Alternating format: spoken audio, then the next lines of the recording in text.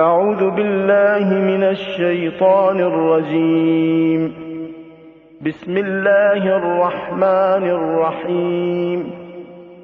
الحمد لله رب العالمين الرحمن الرحيم مالك يوم الدين إياك نعبد وإياك نستعين اهدنا الصراط المستقيم صراط الذين أنعمت عليهم غير المغضوب عليهم ولا الضالين.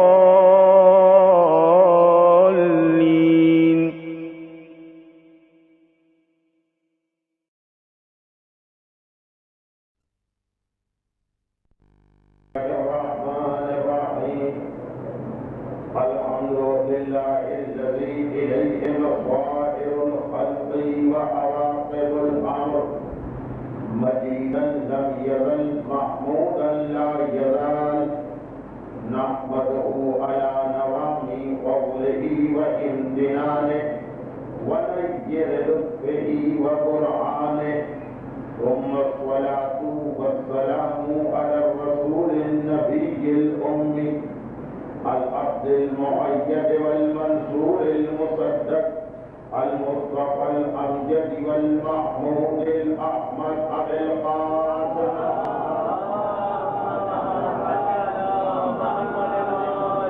وآله وأهل بيته وإخوته الطيبين الطاهرين المنتجبين الميامين المعصومين المظلومين لا سيما على الإمام المنتظر والحجة الثاني عشر عجل اللهم له الفرج ولعنة الله على أعدائهم أجمعين.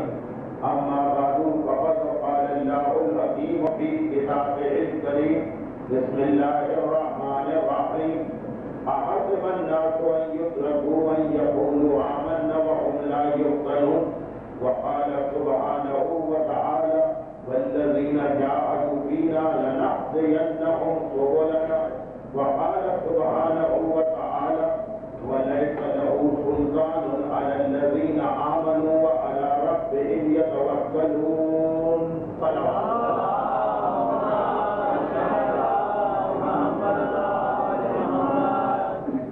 سورہ مبارکہ عنکبوت کی ابتدائی آیات کیا لوگوں نے یہ غلط گمان کر لیا ہے کہ بغیر کسی امتحان کے زبان سے اپنے آپ کو مومن کہہ دینے پر انہیں چھوڑ دیا جائے گا.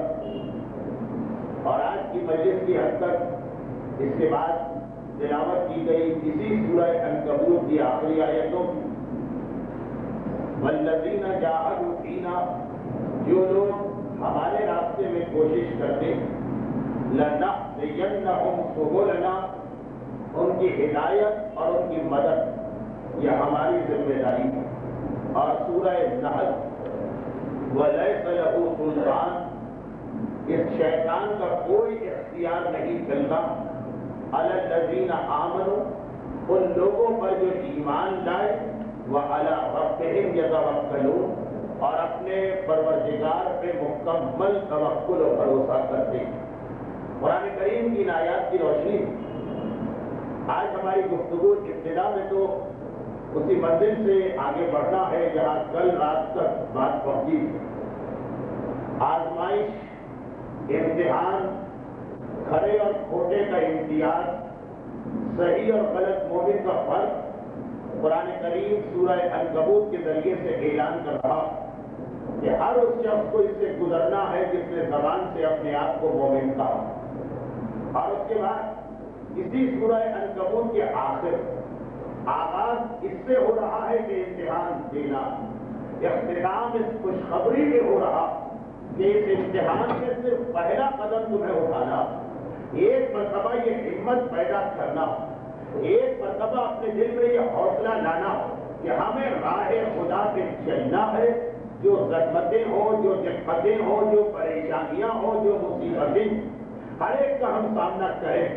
بس یہ عزم, یہ ارادہ, یہ خیال اور اس کے بعد پہلا قدم اب خوشخبری آ گئی کہ اس کے آگے تم نہ گھبرانا، پھر ہم موجود ہیں تمہاری مدد کرنے کے لیے، پھر ہم موجود ہیں تمہیں ہدایت دینے کے لیے، اور حقاً علینا نصر المؤمنین۔ پروردگار کہہ رہا کہ یہ ہم پر صاحبان ایمان کا حق ہے کہ ہم ان کی مدد اور نصرت کریں۔ تو مسئلہ صرف نیت اور ارادہ کر کے پہلا قدم اٹھانے کا، جو کل رات کی گفتگو کہ ماحول کتنا ہی برا، حالات کتنے ہی خراب، ساری دنیا مل کے کتنا ہی ہمیں اور ہماری اولاد کو راہ حق سے ہٹانا چاہے، مومن کو مایوس نہیں ہونا، مومن کو بددل نہیں ہونا، اور مومن کو کبھی دین یا اسلام سے چلنا اتنا مشکل کام محسوس نہیں ہونا چاہیے کہ ایک مرتبہ وہ اس کی ہمت پست ہونے لگے اور وہ حوصلہ ہارنے لگے۔ یہ تو قرآن کا اعلان، اور اس کے ساتھ ساتھ پھر اسی قرآن کی روشنی میں اور پیغمبر کے فرمان کی روشنی جو ہمارا ایک مستحکم عقیدہ ہے، اور وہ یہ کہ اب ایسا نہیں کہ اللہ کا رسول اگر اس دنیا سے چلا گیا تو ہمیں اس دنیا کے حوالے اس انداز سے کر کے گئے کہ میں ہدایت دینے والا رسول تو جا رہا ہوں لیکن گمراہ کرنے والا شیطان قیامت تک موجود رہے گا۔ نہیں، ایسا نہیں۔ دیکھیے، ایک تو خدا نے وعدہ کیا کہ ایک مرتبہ تم ارادہ کرو اور حوصلہ پکڑو، ہم تمہاری مدد کریں، اور اس کے بعد پھر یہی قرآن گواہی دے رہا اور پیغمبر اسلام کے فرامین گواہی دے رہے کہ ہمیں بغیر بادی کے، بغیر بارش کے، بغیر سرپرست کے، بغیر ہاتھی کے، بغیر رہبر کے چھوڑا نہیں گیا۔ ہمارا ایک محافظ ہے، ہمیں سیدھا راستہ دکھانے والا۔ یہ عدل خدا کے خلاف ہے کہ گمراہ کرنے والے شیطان کو تو قیامت تک کی زندگی دی جائے اور ہدایت کرنے والی شخصیت کو اس دنیا سے اٹھا لیا جائے۔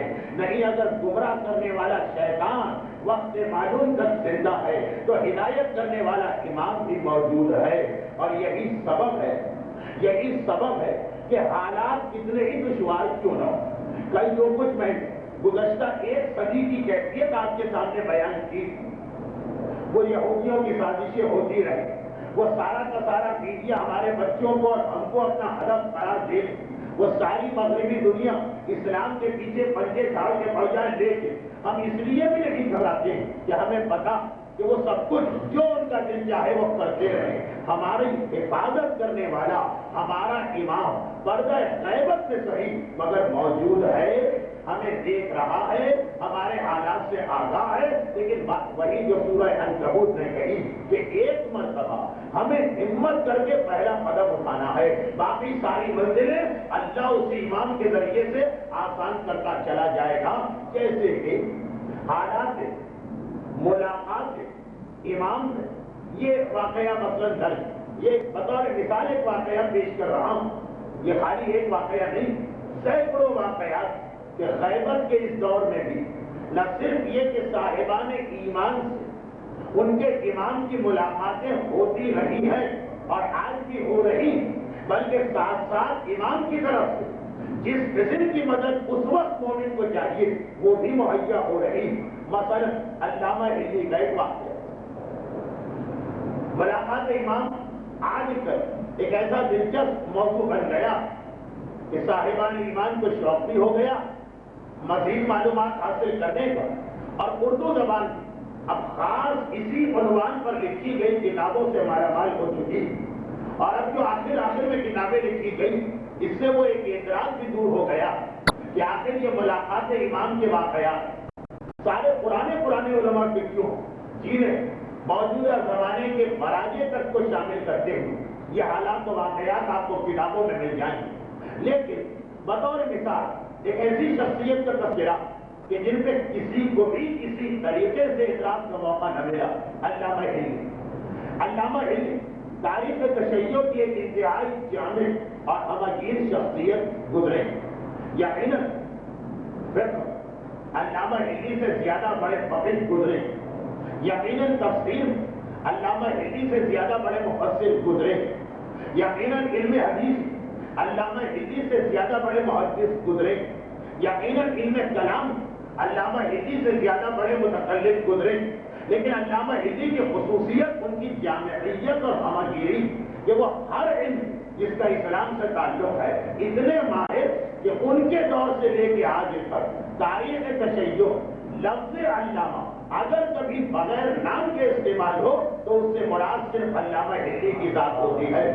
یہ علامہ ہندی کہ جن کے انتقال کے بعد ایک مرتبہ کسی کو یہ خیال ہوا کہ اتنی ساری کتابیں انہوں نے لکھی، ذرا دیکھا تو جائے کہ اوسط کیا پڑھا، تو جس دن سے یہ پیدا ہو، پیدائش کے دن سے لے کے ان کی وفات کے دن تک جتنی ان کی عمر تقریباً 73 سال، جب اس کے دن بنائے اور ان کی کتابوں جتنے ورق اور ہر ورق پہ جتنی سطریں ان کو جوڑا گیا تو روزانہ 1000 سطر کا اوسط پڑھ رہا، پیدائش سے لے کے وفات تک جو ان کے قلم سے تحریر کی گئی کہ روزانہ ایوریج کے اعتبار سے 1000 لائنیں انہوں نے لکھی ہوں گی، جس میں پھر یاد دلا دوں کہ عالم بننے کے بعد کی زندگی نہیں، پیدائش کے دن سے حساب کیا جا رہا۔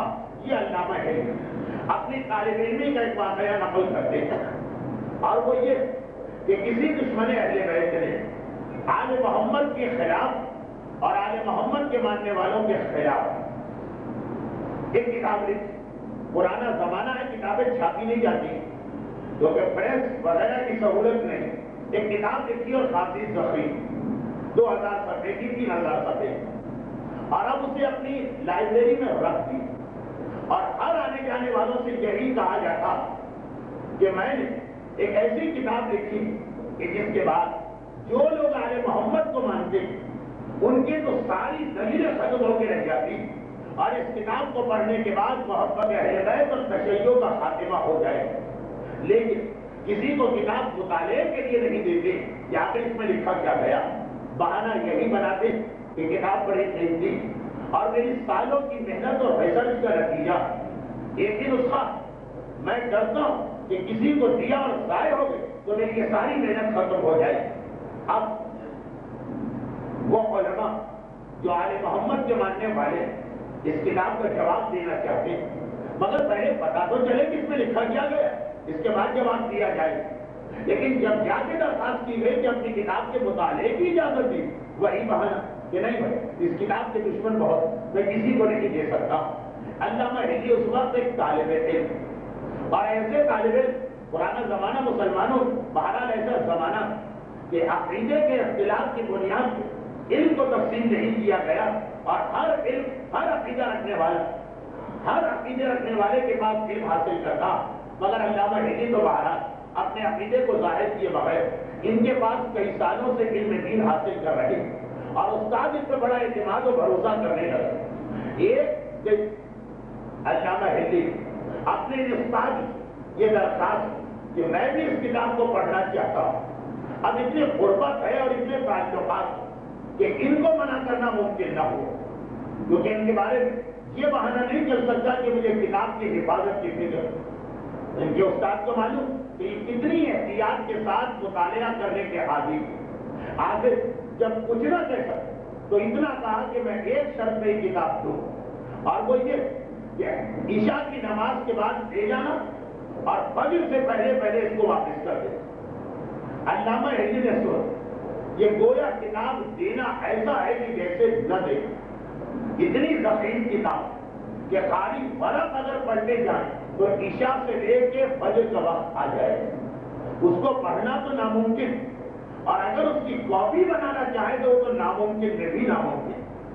لیکن علامہ ہندی نے کہا اچھا چلیں اتنی سی دیر کے لیے صحیح یہ کتاب مجھے دے، آدھی رات کے قریب عشاء کے بعد، اور عشاء کے بھی خاصی دیر کے بعد، ایک تہائی رات گزرنے کے بعد بلایا۔ علامہ ہندی پہنچے، گھر قریب میں ہی کتاب لے کے اپنے کمرے میں، اب سوچ رہے ہیں کہ اس کتاب کو لے تو آیا مگر اس مختصر سے وقت کیسے ممکن ہے کہ اس کی نقل تیار کی جائے، پھر بھی ہمت کر کے بیٹھے، اور ابھی وہ سارے پیج دیکھیے پرانا زمانہ، یہ پرنٹنگ، یہ پبلشنگ، یہ کاغذ کی انڈسٹری میں سے کسی چیز نے بھی ترقی نہیں کی۔ پرانا زمانہ تو صرف ابھی دن کے وقت انہوں نے انتظام کیا تھا ان کاغذوں کہ جس پر اس کی نقل تیار کی جائے، وہ اس کا ایک طرف بڑا سا بنڈل یا گٹھا رکھا ہوا۔ علامہ ہندی جا کے بیٹھے، کتاب کو کھولا، اس کا پہلا صفحہ، اور جو صفحے اپنے سامنے ہیں الگ الگ बाइंडिंग वाइंडिंग का तस्वुर नहीं था उस जमाने में। पहले किताब लिखी जाती थी, उसके बाद उसको जोड़ा जाता। एक मरतबा पहला सफा निकाला उस दस्ते में और किताब को लिखना शुरू किया। अभी पहला वर्क मुकम्मल किया, पहला सफा मुकम्मल किया हो, पता चला आधा घंटा निकल गया। इस रफ्तार से तो शायद किताब का खुतबा भी पूरा न हो सके कि घर का दरवाजा खुला और कोई शख्स घर में दाखिल हो। आने वाला इतना वजीब और उसके चेहरे पे ऐसी शान कि बेख्तियार अल्लामा हिल्ली उसके इख्तियार में खड़े हो। लेकिन जो कि इस वक्त फिक्र है इस काम, और ये काम भी अपना जाती नहीं है, दीन का काम, इसलिए इस बात पे भी तवज्जो न कि जब मैं इस किताब को लाने के बाद इस खौफ से कि कोई देख न ले, दरवाजे और खिड़कियां बंद करके बैठा तो आगे ही आने वाला आगे से गया। इस वक्त तो परेशानी के काम किसी तरह मुकम्मल करना। आने वाले ने आते ही कहा कि ऐ हिल्ली, एक आदमी के बस का काम नहीं, आओ हम और तुम कामों को तकसीम कर लो और ऐसा करो कि मैं लिखता जा रहा हूं और तुम सफे पे सफे को रखते जाओ। अल्लामा हिल्ली को एक मददगार चाहिए था, राजी हो गए और अब काम शुरू हो गया। अल्लामा हिल्ली का जहन इस वक्त इस तरफ नहीं गया कि आखिर ये क्या माजरा कि मैं सिर्फ उससे एक सफा लेता हूं और पुराने लिखे हुए सफे पे रखता हूं। जितनी देर में मैंने सफे पे सफा रखा, जोड़ा नहीं, बाई नहीं किया, किसी गोल से मिलाया नहीं, या सिर्फ सफे पे सफा रखना, इतनी देर में उस किताब के दूसरे सफे की नकल तैयार। उसके हाथ से लेके अभी मैंने रखा कि तीसरे सफे की नकल तैयार। इस वक्त क्योंकि काम मुकम्मल करने की फिक्र है, इस रफ्तार से बहुत ज्यादा खुश हो रहे हैं। यहाँ तक कि अभी मस्जिदों में फजर की अजान में निस्फ़े सात आधा घंटा बाकी है कि पता चला वो 2000 सफे की किताब की नकल हो गई। अल्लामा हिल्ली ने सिर्फ इतना काम किया कि एक सफा लेके रखते थे, दूसरा सफा तैयार, अभी उसे जमाया पहले से मौजूद सफों पर, तीसरा सफा तैयार। कैसे ही ये काम मुकम्मल हुआ।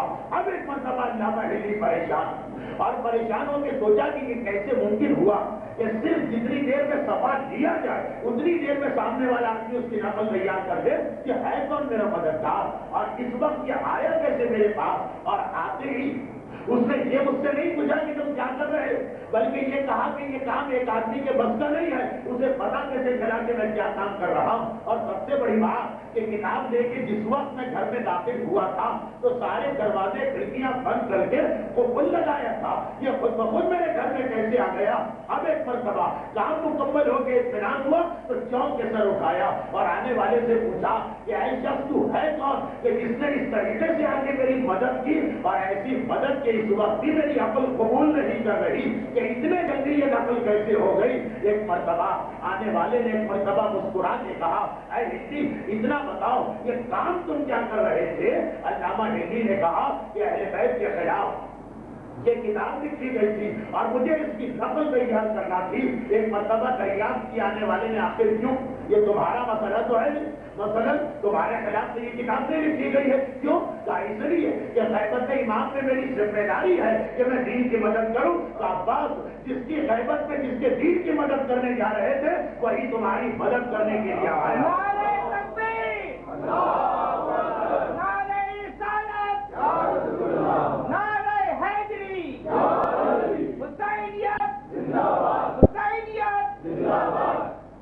एक मरतबा अल्लामा हिल्ली चौंक के एक मरतबा फिर सर उठाते, मगर हर एक को मालूम कि ऐसे वाकयात फकत इतना तारुफ करा कि इमाम दोबारा गैबत में चले जाते हैं, लेकिन मेरा असल मौजूद और मैं इस वाकये को बयान करने से मेरा असल मकसद क्या था, आपको ये याद दिलाना था कि जिस वक्त अल्लामा हिल्ली को उनके उस उस्ताद ने वो किताब दी, बल्कि दी भी खाली पेशकश की कि ये किताब मैं तुम्हें दे रहा हूं एक शर्त के ऊपर कि तकरीबन आखिर रात के करीब ले जाना और फजर से पहले वापस कर देना। तो अक्ल इंसानी के हर मेयार से ये नामुमकिन ख्वाहिश जो उसने बयान की, इस ख्वाहिश का मतलब क्या था? इस ख्वाहिश का मतलब ही ये था कि मैं तुम्हें ये किताब देना ही नहीं चाहता हूँ। इतने मुख्तसर वक्त किताब पर देखना मुहाल हो जाइए कि उसको पढ़ना और उसकी नकल करना अब हम और आप होते, और ऐसा काम हमारे सामने आता हम क्या कहें? हम कहते हैं कि इसका मकसद ये कि आदमी हमारे साथ ताउन नहीं कर रहा और ये काम हम कर ही नहीं सकते। जो काम हम कर ही नहीं सकते उसको शुरू करने से क्या फायदा, हम वहीं से वापस आ जाते हैं और कहते हैं कि अगर ये किताब देना تو اتنی وہ مدت کے لیے تو دیجیے کہ میں پڑھ پاؤں، اس سے چند گھنٹوں سے کیا فائدہ؟ ہم یہی کہہ کے تو واپس آ جاتے، کام کو شروع ہی نہیں کرتے کہ یہ تو ناممکن کام ہے، یہ تو ہماری طاقت سے باہر کام ہے، اس کے لیے تو شاید اللہ ہم سے سوال بھی نہ کرے، جب وہ سامنے والا ہی راضی نہیں تو میں کام کیسے کروں؟ مگر علامہ ہلی نے یہ نہیں کیا۔ علامہ ہلی نے کیا سوچا کہ بہرحال میں جتنا کر سکتا ہوں، جتنا مجھے وقت ملا، جتنی میرے پاس مہلت ہے، جتنی میرے اندر اللہ نے استطاعت اور طاقت رکھی ہے، کام شروع مجھے کر دینا ہے، پھر جتنا بھی ہو جائے، قیامت کے دن یہ کہنے کو نہ ہو کہ چند گھنٹے ملے تھے تو اس گھنٹے کو کیوں استعمال نہ کیا۔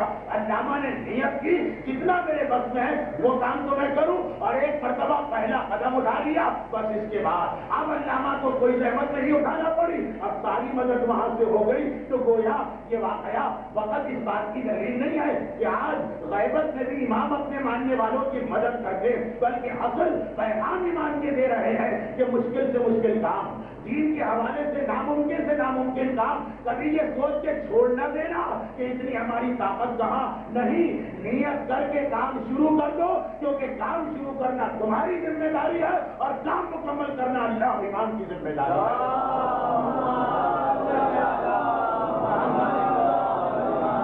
بار بار یہ حالات نہ صرف یہ کہ بظاہر بہت زیادہ مشکل ہو گئے دین پر عمل کرنے کے حوالے سے، بلکہ یہ لگ رہا کہ روز بروز مشکل ہوتے چلے جائیں۔ جہاں حجاب کے نام پر جو ایک چھوٹی سی پٹی ہماری عورتوں کے کندھوں پہ پڑی رہتی، اسے بھی کندھے سے گرا دیا گیا، اور بہت جلد یہ نظر آ رہا کہ اس کا وجود بھی کل ادب ہونے والا۔ وہاں پہ یہ کہنا کہ اپنے گھر کے اندر بھی بعض نامحرموں سے حجاب کرنا پڑتا، یقیناً بہت ہی مشکل نظر آ رہا۔ جہاں پہ اب حالت یہ کہ اسکولوں کے اندر ہم بچوں کو بھیج دیں تو وہاں بھی وہ میوزک اور گانے سے اپنے آپ کو نہیں بچا سکتے، وہاں پہ یہ کہنا کہ زنا حرام ہے، اس سے اپنے آپ کو اور اپنی اولاد کو بچاؤ۔ یقیناً ہر آنے والا وقت ایسا لگ رہا ہے کہ دین پہ عمل مشکل ہوتا چلا جا رہا، لیکن یہی تو میرا اصل موضوع تھا کل رات کی مجلس، اور اسی حوالے سے آج میں نے یہ واقعہ پیش کیا کہ مومن کبھی کام کو سخت یا مشکل بات ترک نہیں کرتا، ترک وہ کرے گا جو یہ سوچتا ہے کہ یہ کام مجھے اپنی طاقت سے کرنا، اور جو یہ سوچتا ہے کہ کام مجھے اللہ کی طاقت سے کرنا ہے، اس کے دل میں مایوسی کیسے، اس کے دل کے اندر یہ خیال کیسے کہ بہت مشکل ہے۔ نہیں، وَالَّذِينَ جَاهَدُوا فِينَا لَنَهْدِيَنَّهُمْ سُبُلَنَا، اور اصول کافی کی حدیث، بندہ مومن ایک قدم میری طرف بڑھتا میں 10 قدم اس کی جانب بڑھ کے جاتا ہوں، بس یہ پہلا قدم ہمیں اٹھانا ہے اور کسی بھی کام کو مشکل نہیں سمجھنا۔ یہ یاد رکھیں کہ یہ آل محمد بھی کہ جنہوں نے ہمیں اپنی الگ الگ زندگیوں کے ذریعے یہ پیغام دیا کہ ہر دور اور ہر ماحول، آپ نے صحیح معنوں میں یزید اور یزید سے پہلے کا ماحول تاریخ میں پڑھا نہیں، ورنہ عقل میں نہیں آ سکتا کہ کس طریقے سے صاحبان ایمان نے اس وقت اپنے بچوں اور اپنی اولادوں کو بچایا۔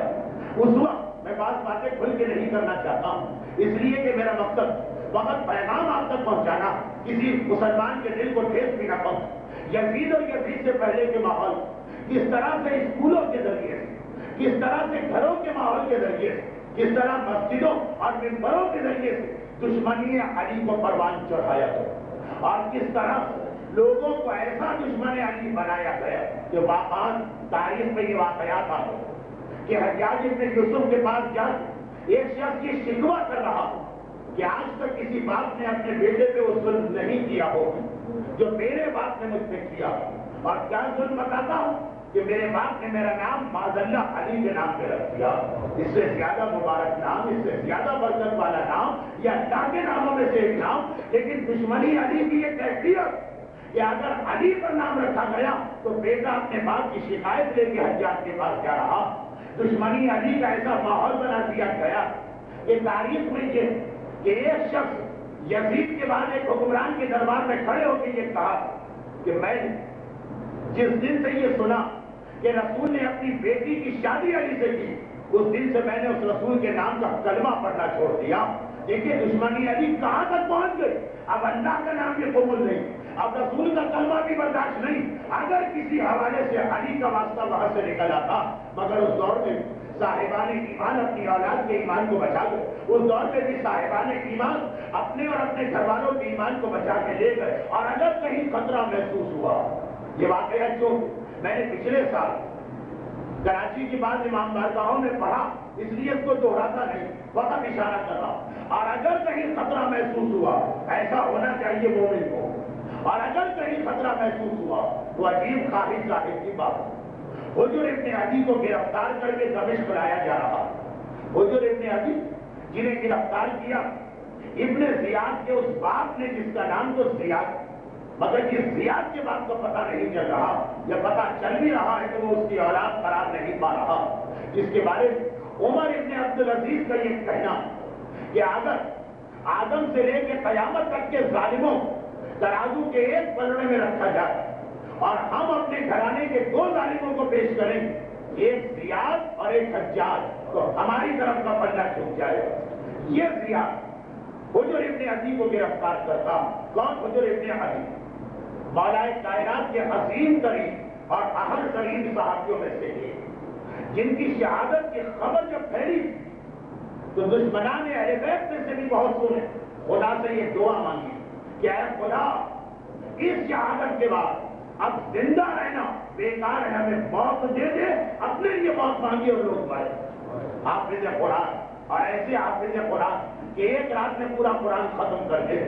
مولا کے ان صحابیوں میں سے ایک، 6 صحابی تھے مولا، جنہیں مولا نے 20 رمضان آخری مرتبہ اپنی زیارت کا موقع دیا. اس کے بعد علی کے گھر والے تو علی کے پاس رہے، لیکن باہر سے کوئی علی کے پاس نہیں آیا. اور اس آخری ملاقات میں بھی کہا کہ اے حجر، یاد رکھو آج تم میری حالت کو دیکھ کے رو رہے ہو، ایک دن آئے گا میری محبت کے جرم میں تمہیں بھی اسی طریقے سے شہید کیا جائے گا، اور اس وقت تمہاری حالت کیا ہو. علی کے زخموں کو دیکھ کے حجر رو رہے ہیں، لیکن اپنی بات آتی ہے تو کہا مولا میں اس وقت شکر کے سجدے کروں گا. اور باقاعدہ ایسا محدود ہو گئے، اس لیے ہم ان کے لیے لفظ پہلے معصوم استعمال کر رہے ہیں، ورنہ عقیدہ محفوظ علیہ خطا. جناب زینب اور جناب عباس، ان کے روزے کی ایک شان ہی جدا. تو پھر جناب زینب کے روزے کی زیارت کو کوئی جائے کہا جاتا، اور اگر وہ جناب حجر کے روزے کی زیارت نہ کرے تو آل محمد پہ وہ ظلم کر کے واپس آ رہا، جو کہ کثرت کے ساتھ صاحبان ایمان اب بچائے. بلکہ اس وقت تک بھی ایک ہنگامہ شروع ہو چکا تھا عالم اسلام. چنانچہ ایک ترکیب سوچی کہ کسی طرح دمشق جو کیپٹل اس میں پہنچنے سے پہلے راستے میں ان کو شہید کر دیا جائے، اور کہہ دیا جائے کہ ہمیں تو پتہ ہی نہیں، ہمارے ملازموں نے بغیر ہم سے کچھ یہ کام کر لیا، اور دکھانے کو ان کو کچھ سزا بھی دے دی جائے. یہ جو آج کی سیاست میں بھی ہوتا، یہ تاریخ اسلام میں یزید اور یزید کے گھرانے میں ہم کو پہلے بھی نظر آیا. چنا فوری طور پہ خط بھجوا دیا گیا.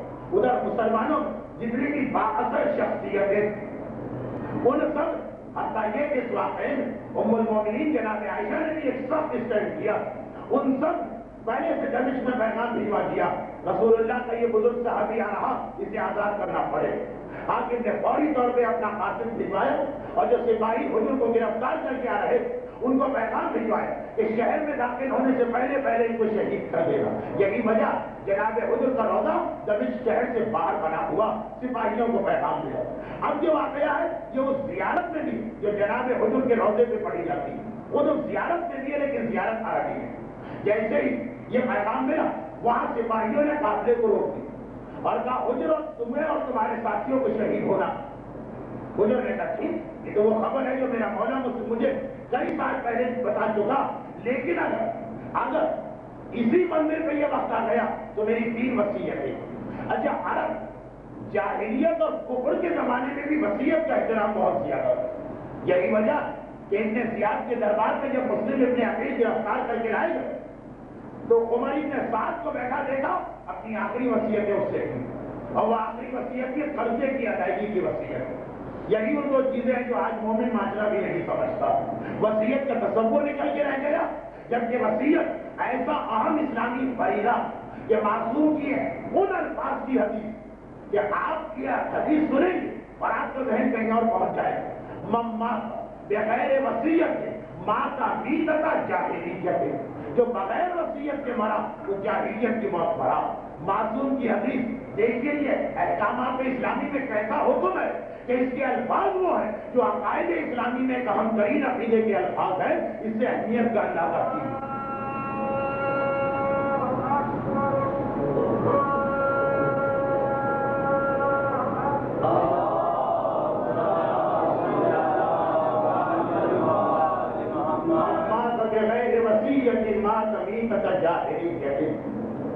جو بغیر وصیت کے مرا موت جاہلیت کی موت، اور جو ایک رات بھی ایسی گزار گئے، یہ حدیث رسول کہ اس کی وصیت اس کے بستر، اس کے تکیے کے نیچے رکھی، فلیس منا، اس کا ہم سے کوئی تعلق نہیں۔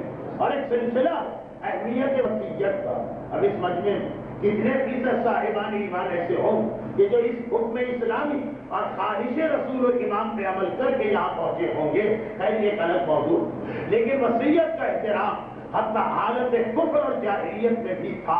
چنانچہ وہ جو جب یہ جملے کہتے ہیں کہ میری 3 وصیتیں، تو وہ ظالم ترین انسان تیار ہے کہ ہاں وصیتیں ہم قبول کریں، بشرط یہ کہ اس حکم حاکم کے خلاف نہ ہو۔ کہا میری پہلی وصیت یہ کہ مجھے 2 رکعت نماز ادا کرنے کی مہلت دی جائے۔ مومن کی سمجھ یہ نہیں آ رہا ہے کہ نماز کیا چیز ہے، اور وہاں علی کے صحیح ماننے والے جن کو میرا مولا بطور مثال اپنے شیعوں کے سامنے پیش کرتا، وقت شہادت بغیر نماز کے اس دنیا سے جانا قبول نہیں کرتے۔ 2 رکعت نماز کی اجازت ملی۔ نماز ختم کرنے کے بعد فلک کے ایک جملہ پڑھا، خدا آپ میں سے جن لوگوں ان زیارتوں پہ لے گیا، انہوں نے جب یہ زیارت پڑھی ہو تو یہ جملے اس میں موجود، اور جو اب تک محروم رہا تو ہر مومن اور مومنہ کو حج بیت اللہ اور زیارت چہارہ معصومین سے پروردگار مشرف کرے۔ اور ساتھ میں یہ اہم ترین زیارتیں تو اس وقت جب عربی پڑھ رہے ہوں گے السلام علیکم، اس میں یہ جملے تو فلک کے یہ کہا کہ آج تک زندگی میں کوئی نماز میں نے اتنی جلدی ختم نہیں، لیکن آج میں نے اس نماز کو اس لیے جلدی ختم کی کہ تم میں سے کوئی یہ نہ سمجھے کہ نماز کے بہانے میں اپنی موت کو ٹالنا چاہتا ہوں اور اپنی موت سے گھبرا رہا ہوں۔ نہیں، نماز میں نے اس لیے ختم کی، اتنی دیر۔ اور دوسری وصیت، یہ ہتھکڑیاں اور بیڑیاں، یہ نماز ایک لمحے کے لیے کھول دی گئی اور نماز کے بعد دوبارہ باندھ دی۔ جب مجھے شہید کرنا تو انہی کے ساتھ شہید کرنا، کیونکہ میں چاہتا ہوں کہ جب قیامت کے دن اللہ اور اس کے رسول کے سامنے جاؤں تو اپنے اس جرم بے گناہی کی دلیل ساتھ لے کے جاؤں اور انہی ہتھکڑی اور بیڑیوں کے ساتھ میدان حشر میں میرا غرور ہو۔ اور تیسری وصیت یہ کہ میرے ساتھ میرا بیٹا بھی گرفتار کیا گیا، پہلے میرے بیٹے کو شہید کرنا اور اس کے بعد مجھے شہید کرنا۔ یہ تیسری وصیت فطرت انسانی کے بالکل الٹ ہے، کیونکہ ہم نے تو ایسے واقعات پڑھے کہ جب اولاد کی جان خطرے میں نظر آتی تو پہلے تو باپ اور ماں ظالموں اور قاتلوں کے پاؤں پڑ جاتے ہیں، گڑگڑاتے ہیں، ہاتھ جوڑتے ہیں کہ خدا کے واسطے ہماری اولاد کو معاف کر دو، چاہے ہمیں قتل کر دو۔ اور اگر یہ دیکھے کہ آنے والا ظالم اور قاتل تیار نہیں تو پھر کہتے ہیں اچھا پہلے ہمیں موت دے دو تاکہ اپنی آنکھوں کے سامنے اولاد کی موت کو نہ دے۔ یہ فطرت ہے انسان۔ اور وہاں مقام اعلیٰ پر الٹا مسئلہ پیش آ رہا کہ حضور کہتے ہیں پہلے میرے جوان بیٹے کو میرے سامنے شہید کرو اور پھر میں شہید۔ یہ میری وصیت، دونوں ہی کو جب مرنا ترتیب یہ رکھو۔ یہ تیسری وصیت ایسی کہ ظالم بھی حیران آخر کیوں، کیونکہ فطرت کے خلاف بوڑھا باپ کہے کہ جوان بیٹا پہلے مرے اور میں بعد میں، فقط اس لیے کہ میں نے اپنی زندگی گزار بھی لی اور مجھے پتا ہے کہ میں اپنے عقیدے میں کتنا مستحکم ہوں، مگر میرے بیٹے کا بھی عالم شباب شروع ہوا، دنیا اس کے سامنے مجھے ڈر لگتا کہ ایسا نہ کہ اگر میں پہلے شہید ہو گیا تو میرے خون کو دیکھ کر اور میرے لاشے کو دیکھ کر میرا بیٹا ڈر جائے، میرا بیٹا گھبرا جائے، میرا بیٹا مصالحت کی بات کرنے لگے، میرا بیٹا معافی مانگنے لگے، میرا بیٹا حاکم کی بات مان لے اور اس کا ایمان خطرے میں پڑ جائے۔ نہیں، میرے بیٹے کی جان اہمیت نہیں رکھتی ہے، اس کا ایمان اہم ہے۔ میرے سامنے پہلے وہ مرے تاکہ مجھے یقین ہو ایمان کے ساتھ دنیا سے گیا ہے. اپنے بارے میں تو مجھے یقین کامل ہے کہ ایک کیا ایسے 70 بیٹے بھی مارے جائیں گے تب بھی میرے عقیدے میں کوئی فرق نہیں پڑے گا.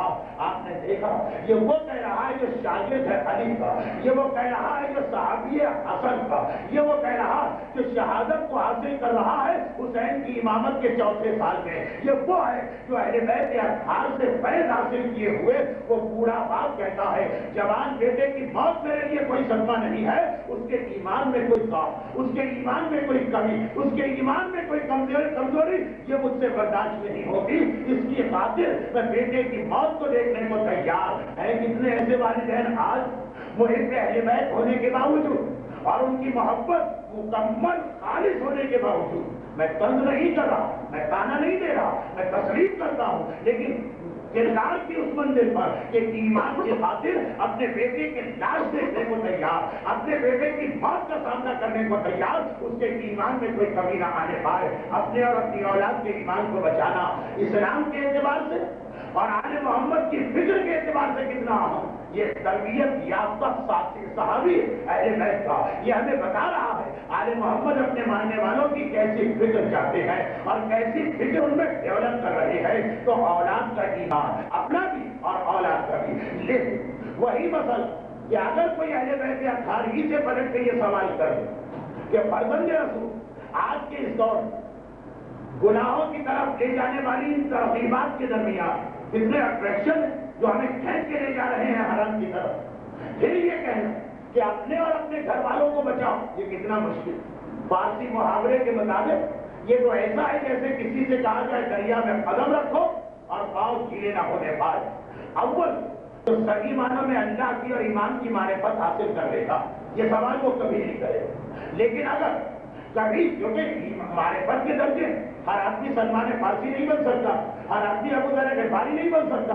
اگر ہم اپنے اعتبار سے سوال کریں, مولا دل تو ہمارا بہت چاہتا, باہر نکلتے ہیں ٹی وی پہ نگاہ پڑتی, اسکولوں میں جاتے ہیں وہاں کا ماحول, دفتروں میں جاتے ہیں وہاں کے ساتھ, شادی بیاہ کی تقریب میں جاتے ہیں ہمارے رشتے دار, اخبارات پڑھتے ہیں اس کے ذریعے سے. غرض یہ کہ اس ماحول کے اسیر جب بن جاتے ہیں تو دل تو چاہتا ہے کہ ویسے بنے جیسے آپ چاہتے ہیں, مگر قدم پھسلنے لگتے ہیں کیا طریقہ. کہا کہ اگر معرفت میں کمی تو پھر ایک بات یاد رکھو کہ یہ سوال ہی پیدا نہیں ہوگا اگر تمہارے سامنے آخرت رہے. آخرت میں نے سارے گزشتہ بھی اپنی آخری مجلسوں میں جو اس خانے میں پڑھی یہی بات کہی کہ یہ اسلام کے ان عقائد میں سے ایک انتہائی اہم عقیدہ جو ہماری عملی زندگی کو درست کر سکتا, جو ہماری عملی زندگی کو صحیح کر سکتا. ویسے جو صحیح معرفت رکھے اس کے لیے اتنا ہی کافی ہے کہ اللہ اکبر, پھر اسے کسی اور شے کی ضرورت نہیں ہے زندگی درست کرنے کے لیے. لیکن جب معرفت میں کمی تو آخرت کا عقیدہ اس کمی کا جبران کرتا ہے. آخرت ہمیشہ تمہارے سامنے رہے. اب ایک بات اور یاد رکھیے, ہم میں سے کون ایسا ہے جو قیامت کو نہیں جانتا, مگر جاننا اور ہے ماننا اور. تو نو الگ چیز ہے, تو بلیو الگ چیز ہے. اور قرآن خود اس کی گواہی دیتا ہے کہ کسی چیز کو جاننا اور ہے کہ قیامت ہے, اور ماننا اور. جاننے اور ماننے کا فرق یا تو اس آیت میں ہے جہاں کہا گیا یا ایھا الذین آمنوا آمنوا, اے ایمان لانے والوں ایمان لے کے آؤ.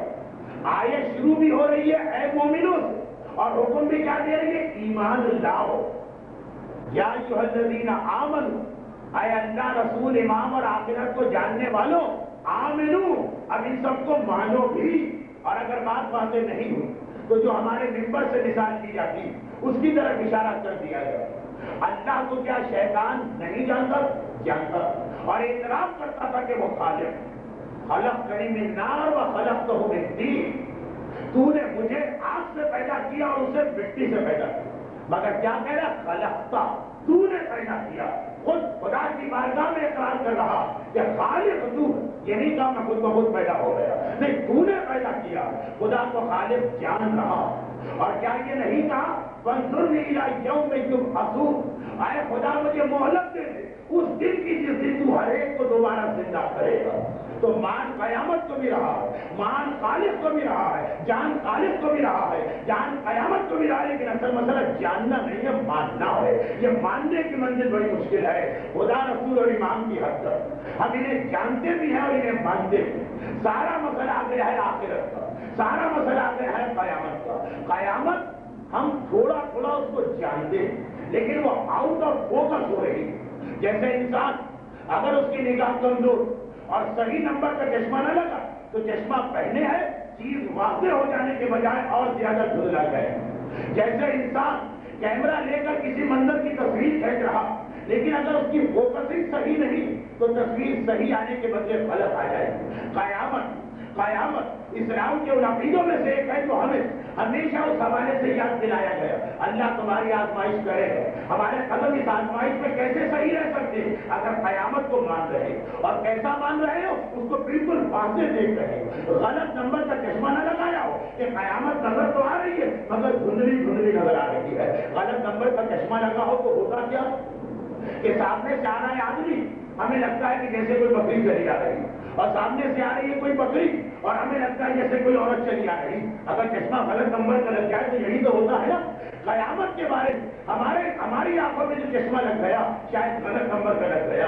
یا ہم دیکھ رہے ہیں کہ جو جنت ہے وہ ہم کو جنت نظر نہیں آ رہی اور جو جہنم ہے وہ ہمیں جہنم نظر نہیں آ رہی اور جو پورے صراط سے قدم جن کے پھسل رہے اس میں کہیں ہمیں اپنا چہرہ نظر نہیں آ رہا. وجہ یہی ہے کہ چشمہ غلط نمبر کا لگا ہے یا آؤٹ آف فوکس ہو گئی ہے. قیامت انسان کے سامنے رہے اس کی آنکھوں میں رہے اس کے دل میں رہے اسے مانے اور صحیح طریقے سے مانے. پھر سوال ہی پیدا نہیں ہوتا کہ وہ یہ سوچے کہ اولاد کی اچھی تعلیم کی خاطر اس کو گناہ کرنے دو, اپنے گھر کی عیاشیوں کی خاطر سود و رشوت و حرام کی کمائی گھر میں لاتے رہو, صرف چند لوگوں کو خوش کرنے کی خاطر داڑھی منڈوا کے بیٹھ جاؤ, صرف چند عورتوں کو خوش کرنے کی خاطر بے حجاب گھر سے باہر نکلو. یہ اسی وقت ہوگا جب قیامت کے عقیدہ یا کمزور پڑے گا یا دھندلا پڑے گا. اور یہی وجہ ہے کہ اگر آپ دیکھیں کہ پلٹ کس طرح سے اسلام نے ہمیں قیامت یاد دلائی, کس طرح سے اسلام نے قیامت پھر کہیں جو صحیح معرفت رکھتا اس کو قیامت تک جانے کی ضرورت ہی نہیں. وہ تو خدا رسول اور ایمان کو مانے گا اور بس وہیں سے اس کی زندگی بدل جائے, وہیں سے اس کا کردار بدل جائے. جس نے ایک دفعہ علی اور حسین کو مان لیا اب دنیا کی کون سی تقریب اس کے قدم کو ایک مرتبہ لفظ میں ڈال سکتی ہے. لیکن مسئلہ صرف یہ کہ جیسا میں نے کہا معرفت کے درجے کیا درجے میں ذرا کمی ہے, معرفت درجے میں کمی ہو قیامت کی ضرورت. آئیے میں آپ کو بتاؤں اسلام نے کس طرح سے یہ چاہا کہ ہماری یہ کمی قیامت کے عقیدے سے پوری ہو جائے. وہ مثالیں تو میں بہت دے چکا ہوں کہ قبرستان مسلسل جانے کا حکم دیا گیا. پوچھا مولا کس لیے, کہا تھا کہ تمہارا دل سخت نہ ہونے پائے. اپنے گھر میں اب تک کفن ہر وقت تیار رکھنے کا حکم دیا گیا. کہا مولا کس لیے, کہا جب بھی لباس بدلنے کا وقت آئے کفن میں نگاہ پڑتی ہے اور یاد آتا رہے کہ ایک دن تمہیں یہی کفن پہننا. اپنی قبر زندگی میں تیار کرنے کا حکم دیا گیا. باقی بات نہیں یہ مستحبات, لیکن کہا گیا کہ اپنی قبر زندگی میں تیار کرو. اور آپ کو اس پہ عمل نظر آئے ہمارے علماء کرام مرحوم آیت اللہ ہے خود اسی قبر میں دفن ہوئے جو اپنی زندگی میں وہ تیار کر چکے اور جہاں ہر شب جمعہ وہ جاتے اور تلاوت قرآن کرتے. یہ زبان حاضر کی مثال یہاں سے لے کے آپ چلے جائیے اوائل عہد اسلامی کا. کہا کیوں, تاکہ قبر کو جا کے دیکھتے رہو تو یاد آتا رہے گا کہ ایک دن تمہیں کس طرح وہ تاریخ کو پھیلے جانا. یہ مختلف طریقے کہ انسان ایک مرتبہ وہ آخرت اس کی آنکھوں میں دھندلانے نہ پائے, ہمیشہ یاد آتا رہے.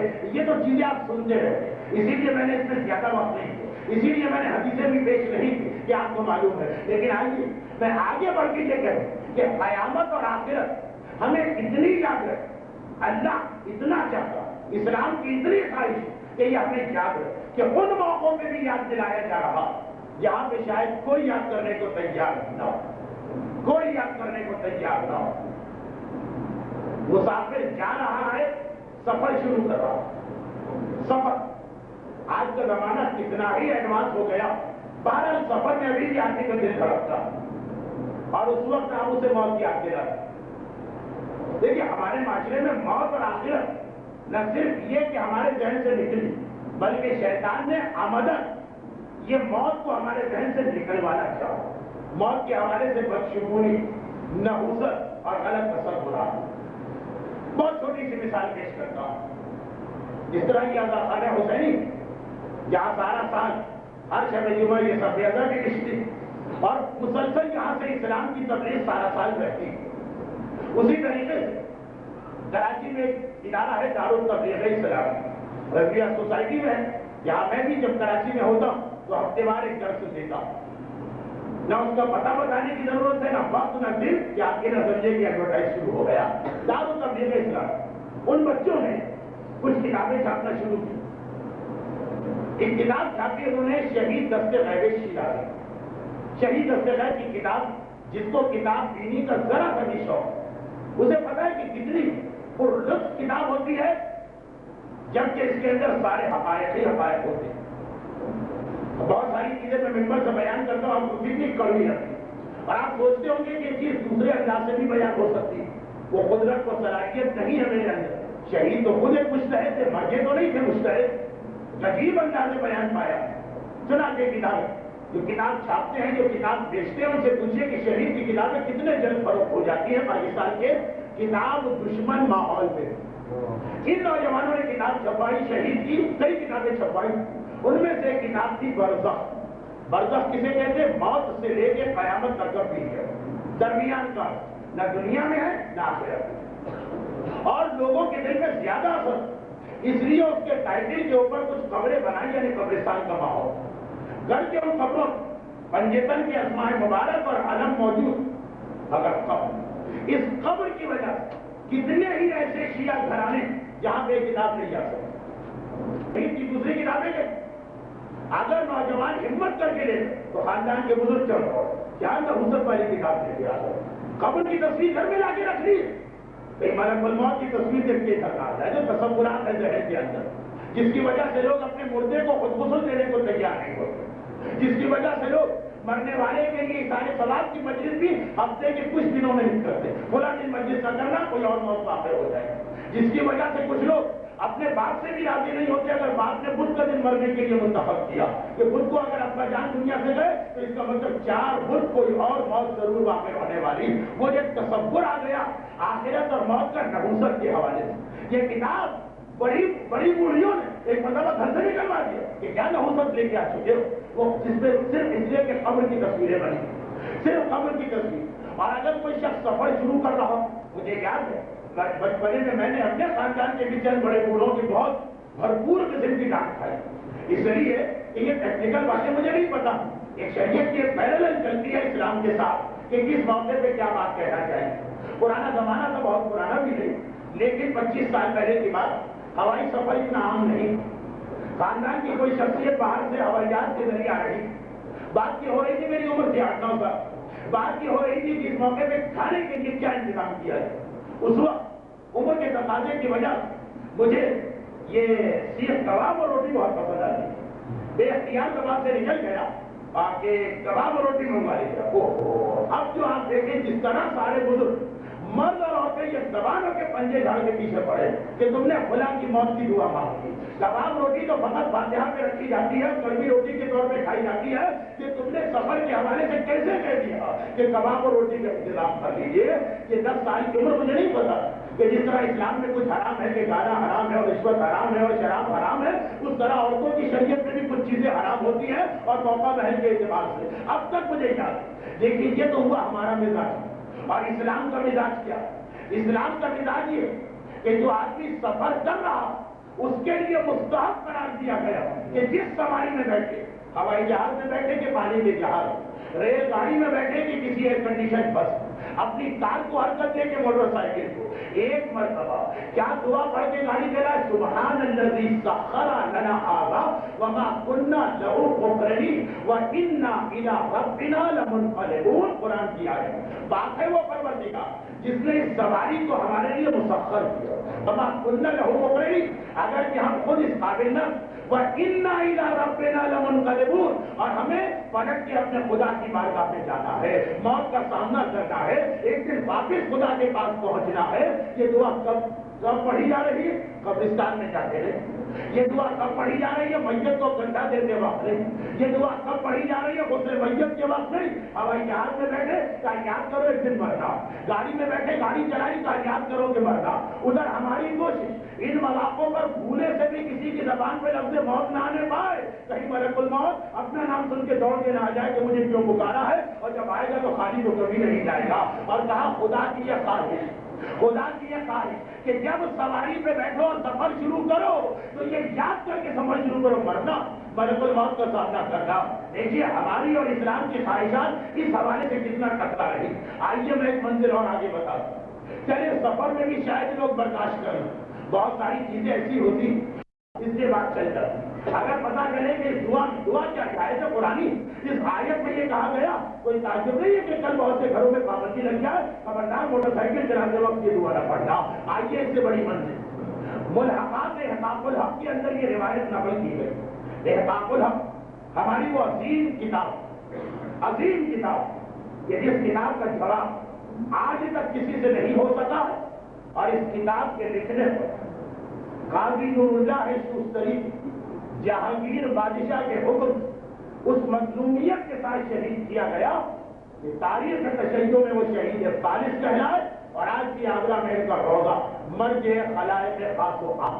بہرحال شہید ثالث قاضی نور اللہ شوستری جس کتاب کے لکھنے پہ شہید، تاریخ کے اکثر مورخین کے نزدیک وہ یہی احقاق الحق، اصل کتاب علامہ ہندی کی، جس میں انہوں نے میرے مولا کی امامت کی دلیل دی۔ قاضی ابن روزبان نے اس کا جواب لکھا تھا، اور قاضی نور اللہ شوستری نے جواب کا جواب لکھا تھا۔ اب کیوں وہ اتنا مکمل جواب الجواب کہ دلیل کے ذریعے سے بات کرنا ممکن نہ تھی، اس لیے تلوار اور کوڑوں کے ذریعے سے بات کی، اور یہ مرد مظلوم ایسا شہید کہ ان کے لاشے کے بارے میں حکم دیا کہ اسے اٹھا کے آگرہ کے شہر کے باہر جہاں پورا گھر وہاں پہ ڈال دو، اور رات کو کسی ایرانی سید کے ہاتھ میں شہزادی آتی، میرا ایک مظلوم بیٹا بے گوروں کا پن پڑا ہے، اس کے لاشے کو اٹھا کے تمہیں دفن کرنا۔ یہ نور اللہ شوستری کی مختصر تاریخ۔ اس کتاب آغا شہاب الدین مرشی نجفی نے خود عارضی میں شائع کیا، اس کے آخر میں یہ حدیث موجود ہے، بڑی عجیب حدیث۔ وہ تو سفر کی بات تھی نا، آگے بڑھی تفکر تو فی احوال و احوال عمر و نزول فی قبر و شبہ نزول فی هذا المنزل كنزول الى الله وانشدك الله ان قمت الصلاة فنعبد الله۔ عجیب جملہ، کیا جملہ؟ اچھا جملہ کس کا؟ اس کا جملہ کہ آدمی ہر چیز میں شک کر سکتا، ہمیں یہ بھی شک ہو سکتا ہے کہ ہمارا وجود ہے کہ نہیں، مگر صدیقہ طاہرہ کے کلام پہ شک کی گنجائش۔ شہزادی کا جملہ ہے، وہ شہزادی جن کا لقب ہے صدیقہ، اور کب کا یہ جملہ لکھتے ہیں اب مورخین، شادی ہو، نکاح پہلے ہوا تھا، آج رخصتی ہوئی، شہزادی رخصت ہو کے شوہر کے گھر میں آئے، ایک مرتبہ میرا مولا اس گھر میں داخل ہو۔ ہمارے آپ کے گھرانوں کا مسئلہ الگ، اہل بیت پہ ان چیزوں کا قیاس نہیں ہو سکتا، وہ ایک نور کے جو ہے سب کی خلقت ایک ساتھ ہوئی، یہ رشتے تو ہمیں اور آپ کو سمجھانے کے لیے بنائے گئے۔ بہرحال ہمارے آپ کے رشتوں کے اعتبار سے شوہر اور بھی شادی ہوئی ہے، خطبہ نکاح پڑھا گیا، رخصت بھی ہوئی، پہلی مرتبہ اجلاء عروسی میں داخل ہوئی، دیکھا کہ شہزادی فکر کی عالم میں بیٹھی پریشان۔ ایک مرتبہ میرے مولا نے سوال کیا کس چیز کی پریشانی؟ یہ شادی کا موقع، رخصتی کا موقع، دلہن کے گھر میں آ کے بیٹھنے کا موقع۔ دلہن کے گھر میں آنے کا موقع کیا ہوتا؟ دلہن کے گھر میں آنے کا موقع وہ ہوتا کہ جہاں کبھی موت کا ذکر نہیں کیا جاتا۔ اور شہزادی کا جملہ سنی، تفکر تو فی احوالی و احوال عمر۔ اے ابو الحسن، مولا نے پوچھا آپ اتنا پریشان کیوں نظر آ رہے ہیں؟ تو میں غور کر رہی ہوں اپنی اب تک کی زندگی میں جو گزر گئی، وہ احوال و قبر، اور میں غور کر رہی ہوں اپنی قبر میں داخل ہونے کی حالت پر۔ فشبعت دخولی فی هذا المنزل، بس میرے دل نے کہا کہ اس گھر میں میرا آنا ایسا کہ دخولی الی لحدی، جیسے اپنی قبر کے اندر میرا داخل ہونا، یہ بھی میرا نیا گھر ہے، وہ بھی میرا ایک گھر ہوگا۔ وانشدک، بس میں آپ کو قسم دیتی ہوں، ان قمت الصلاۃ، آئیے آپ نماز پڑھیں، فنعبد اللہ تعالی فی هذه الليلہ، اس رات کا آغاز عبادت پروردگار سے کیا جائے۔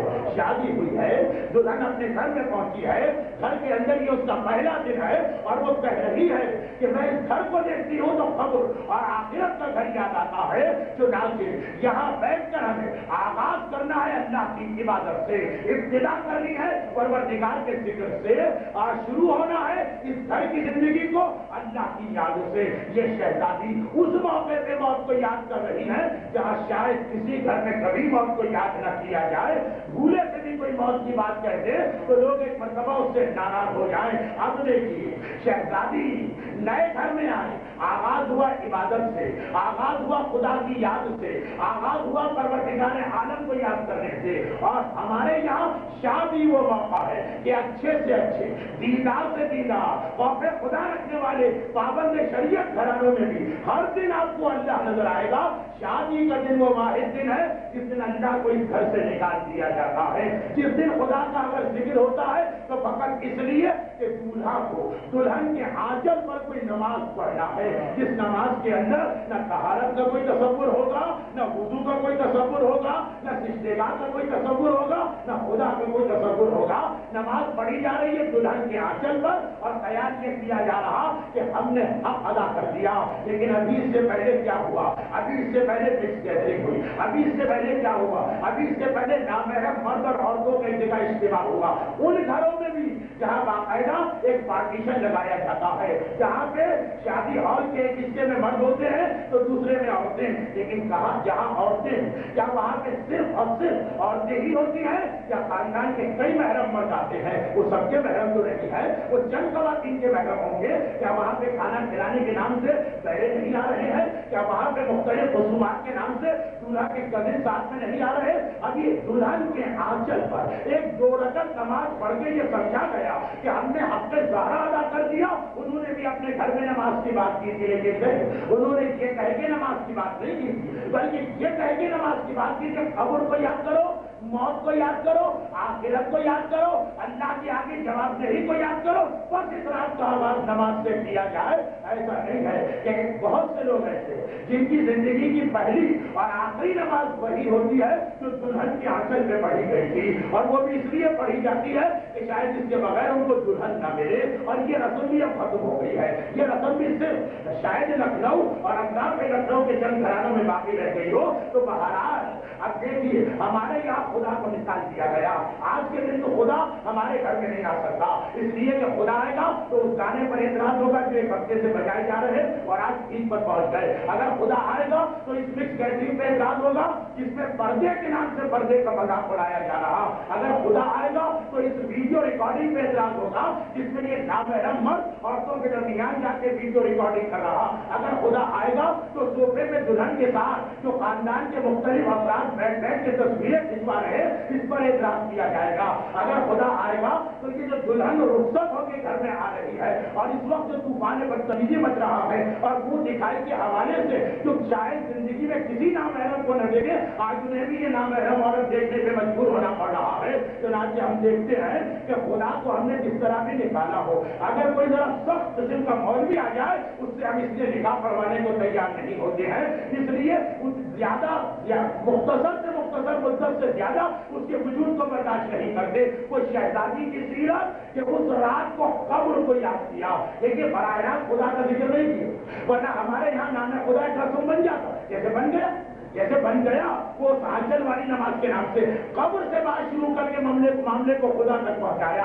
خالی خدا کو یاد نہیں کرنا, قبر کو یاد کرنا, لہر کو یاد کرنا, وہاں کی زندگی کو یاد کرنا, پھر یہ سوچنا ہے کہ اس تکلیف سے بچنے کے لیے اللہ کی عبادت ضروری ہے. پہلے یہ خیال آئے پھر نماز پڑھو تو نماز کا فائدہ, ورنہ وہی ہوگا. عبادت اگر انجام بھی دیکھی جائے تو ان سارے گناہوں کے ساتھ. اب اس سے زیادہ اس وقت نہیں کہنا ہے. بہرحال کل اس سلسلے کی آخری مجلس ہے, ان ساری باتوں کو سمیٹنا یہ آخری موضوع ضمن گفتگو میں آ گیا. ورنہ اصل چیز تھی کہ اتنا زیادہ ہماری زندگی میں ذکر خدا ہونا چاہیے, اتنا زیادہ ہماری زندگی میں ذکر آخرت ہونا چاہیے کہ سفر بھی کر رہے تو موت کو یاد کرو, شادی بھی ہو رہی تو موت کو یاد کرو. کیونکہ جتنا آخرت یاد رہے گی اتنا انسان کے لیے دین پہ عمل کرنا آسان ہوتا چلا جائے گا. پھر کوئی قربانی مشکل نہیں رہے. اگر خدا یاد ہے اور آخرت یاد ہے پھر کوئی قربانی مشکل نہیں رہے. اس کے بعد بزرگوں کو تو چھوڑی, جو اپنی زندگیوں کے سارے اگر مدد لے بھی چکے تو اب موت ان کے لیے اتنی مشکل نہیں. اور اگر مقدر بزرگ تو جوانی کے ساتھ اب اس بزرگی کو بچا کے لے جاتے ہیں، ان کو موت غنیمت لگتی ہے۔ لیکن اگر اس طرح سے خدا یاد رہے تو چھوٹے چھوٹے بچوں کی یہ حالت ہوتی کہ اگر حسین دوران سفر ایک مرتبہ دوپہر کو آرام کے لیے لے ایک لمحے کے لیے آنکھ لگ گیا اور بیدار و انا للہ و انا الیہ راجعون کہتے ہوئے جوان بیٹا اکبر اسی خیمے میں کہا بابا آپ نے کلمہ استرجا کیوں پڑھا، آپ نے یہ آیت کیوں پڑھی جو استرجا کی آیت کا ڈر دی؟ اس لیے کہ میں نے خواب میں دیکھا کہ کوئی منادی ندا دے رہا، یہ سب لوگ وہ ہیں جو موت کی جانب جا رہے ہیں۔ جوان بیٹا بوڑھے باپ سے کہتا ہے السنا الحق، بابا کیا ہم حق پر نہیں؟ بیٹا بھلا ہمیں کیا فکر ہے، ہم موت پہ جائیں گے، موت ہم پہ آن پڑے۔ جب خدا اور آخرت یاد رہتی ہے 13 برس کا وہ بچہ جس نے اپنی زندگی کا کوئی مزہ نہیں دیکھا، لیکن چچا پوچھے کہ یا بنیا کیفا عندک الموت، بیٹا قاسم موت تیرے نزدیک کیسی؟ جواب ملتا احلی من العسل، شہد سے زیادہ میٹھی اور خوشگوار مجھے محسوس ہوتی ہے یہ موت، وہ موت جو محب اہل بیت اور رضاکار حسین بھی ہر موقع پہ یاد کرنے کو تیار ہیں، مگر قاسم کو یہ موت شہد سے زیادہ میٹھی محسوس ہو رہی ہے۔ اکبر کو اس کی پرواہ ہی نہیں کہ وہ موت پہ جان پڑ رہے ہیں کہ موت ان کے اوپر آ رہی۔ اکبر نے وہی جملہ کہا جو اکبر کا دادا علی بن ابی طالب کہہ چکا کہ جتنا بچہ ماں کے سینے سے مانوس ہوتا اس سے زیادہ ابو طالب کا بیٹا موت سے مانوس ہے، اسے فکر ہی نہیں ہے کہ وہ موت پہ جان پڑتا ہے کہ موت اس پہ آتی ہے۔ لیکن ایسا مثال آل محمد اپنے ماننے والوں کو بتا دیا، ایسا مزاج آل محمد اپنے ماننے والوں کو بتا دیا۔ اور یہی وجہ کہ موت اور شہید کی موت اس پہ ماتم کی اسلام بالکل اجازت نہیں تھا۔ یہ فلسفہ نہیں چلے گا کہ جو زندہ ہے اس کے اوپر ماتم کس، پہلے جا کے آپ کی سبق اللہ رسول اللہ کو پڑھائی، جو میدان احد سے جب مدینہ واپس پہنچے تھے تو ایک مرتبہ کتنی حسرت کے ساتھ کہا تھا وہ امی حمزہ فلا بواکینا، ارے میرا چچا حمزہ کو اس کا ماتم کرنے والا نہیں، جا کے پہلے رسول کو بتائیے کہ ہم زندہ جاوید کا ماتم نہیں کرتے۔ لیکن کربلا کی جو سفیدہ بچھائی گئی اور کربلا میں جو اتنا ماتم کیا ہے، یہ ان جوانوں کی موت پر اتنا ماتم نہیں ہے ماتم روح اسلام ہے، مگر اتنا ماتم ان جوانوں کی موت پہ نہیں، مرنے کے لیے تیار اور ان کے والدین ان کا لاشا دیکھنے کے لیے آمادہ۔ کربلا کا اتنا ماتم اس کی وجہ تو کچھ اور ہی۔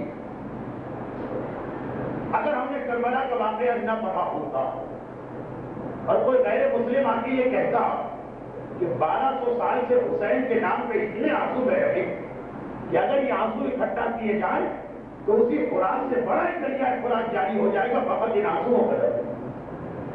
مگر اتنا بتا دو کہ کربلا کے اس تفصیلی واقعے جو 28 رجب کو حسین کے مدینہ سے رخصت کے وقت شروع ہوتا اور بقول بعض علماء 8 ربیع الاول کو مدینہ واپسی میں مکمل ہوتا، اس پورے واقعے ہمیں اتنا بتا دو سب سے زیادہ مشکل اور سب سے زیادہ نازک بڑی کون سی؟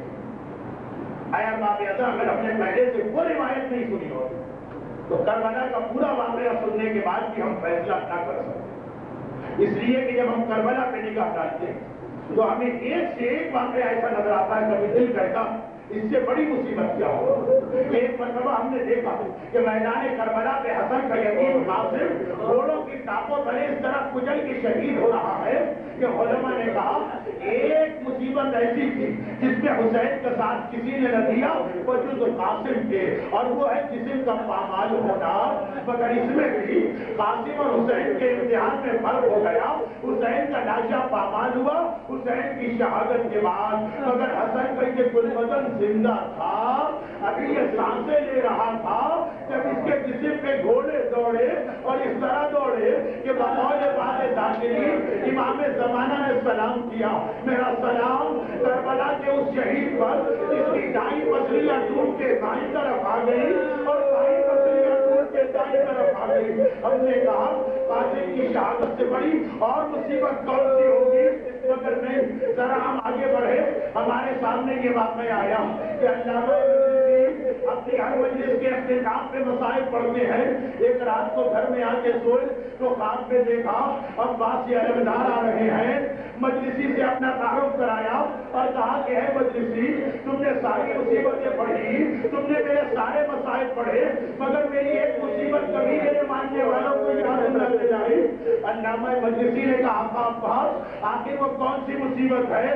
آپ کا مشق سکینہ لے کے جانا اس کا بیان ہوا, مشق سکینہ کا چھیدا جانا اس کا بیان ہوا, آپ کے بازو قلم ہونا اس کا بیان ہوا, آپ کے لاشے کے ٹکڑے ہونا. نہیں, ہمارے شیعوں کو کبھی یہ یاد دلا دینا کہ جب کبھی کوئی شخص بلندی سے زمین پہ گرتا ہے تو ہاتھوں کو بڑھا کے سہارا لیتا ہے. تو اتنا یاد کر لے, جب تمہارا آقا عباس گھوڑے سے زمین کربلا گرا ہوگا تو جس کے دونوں بازو قلم ہو چکے تھے وہ کس حالت سے زمین کربلا پہنچا ہوگا. ہم نے کہا پاکن آقا عباس کی اس مصیبت سے بڑی مصیبت اور کون سی ہو سکتی ہے؟ مگر نہیں, ہم آگے بڑھے, ہمیں ایک عیسائی عورت کی گواہی ملی. زیدانیوں کا لٹا قافلہ ایک عیسائی بستی سے گزرا جہاں کوئی مسلمان نہیں ہے. عیسائی عورتیں مکان کی چھت پہ بیٹھی ہیں. ایک مرتبہ انہوں نے دیکھا پہلے تو شہیدوں کے کٹے سر آ رہے مگر انہیں نہیں پتا یہ کون ہے, اور پھر کچھ ایسی بیویاں لائی جا رہی وہ کٹے سروں کو دیکھتی جاتی ہیں, خاموش ہے. ایک مرتبہ ان کی نگاہ اکبر کے کٹے سر پر پڑی تو ایک خیال سب کی زبان سے نکلا, خدا کرے اس زبان کی ماں مر چکی ہو. اکبر نے ایک مرتبہ اکبر کی ماں لینا نے ایک مرتبہ چوک کے چہرہ اٹھایا اور کہا آخر اس جوان کی ماں نے تیرا کیا بگاڑا ہے جو تو اس کی موت کی دعا کر رہی. وہ عیسائی عورتیں کہتی ہے ارے موت کی دعا تو اس لیے کر رہے, ہمارا اس جوان سے کوئی تعلق نہیں, مگر ہم سے 18 سال کا چاند سا یہ چہرہ نہیں دیکھا جا رہا. آج اگر اس کی ماں ہوگی تو کیسے اپنے اس جوان کا لاشا دیکھا ہوگا, اور کیسے دیکھا تلاشا, کیسے دیکھا تلاشا. علماء کہتے ہیں کہ جس وقت اکبر جہاد کے لیے گئے تو اکبر گھوڑے پر بیٹھے, حسین پیلے پہ بیٹھے, زینب پہلے خیمہ پر کھڑی ہوئی تھی تو لیلا مصلے پہ کھڑی ہو گئی تھی. اکبر کی نگاہیں فوج پر تھی, حسین کی نگاہیں اکبر پر تھی, زینب کی نگاہیں حسین پر تھی, اور لیلا کی نگاہیں زینب پر تھی. تھوڑی دیر گزری تھی, اکبر گھوڑے سے گرے تھے, حسین پیلے سے گرے تھے, زینب پہلے خیمہ پہ گری تھی اور لیلا شکر کے سجدے میں گری تھی. شکران للہ, شکران للہ. ارے میری کمائی کام آ گئی. ہم نے کہا اس سے بڑی مصیبت کون سی ہوگی. ایک مرتبہ وہ ششماہ بچہ ہمارے سامنے آ گیا کہ جس کا لہو حسین کے ہاتھوں میں ہے, آسمان کو دیکھنا چاہے آسمان بنا کرے آقا, اس پورے نام میں خزانہ آنے پر زمین پہ پھینکنا چاہے زمین پر یاد کرے آقا. ششماہے کا خون برداشت نہیں کر سکتا اور حسین نے اپنے چہرے پہ یقین بنا. ہم نے کہا اس سے بڑی مصیبت کیا, ہم فیصلہ نہ کر پائے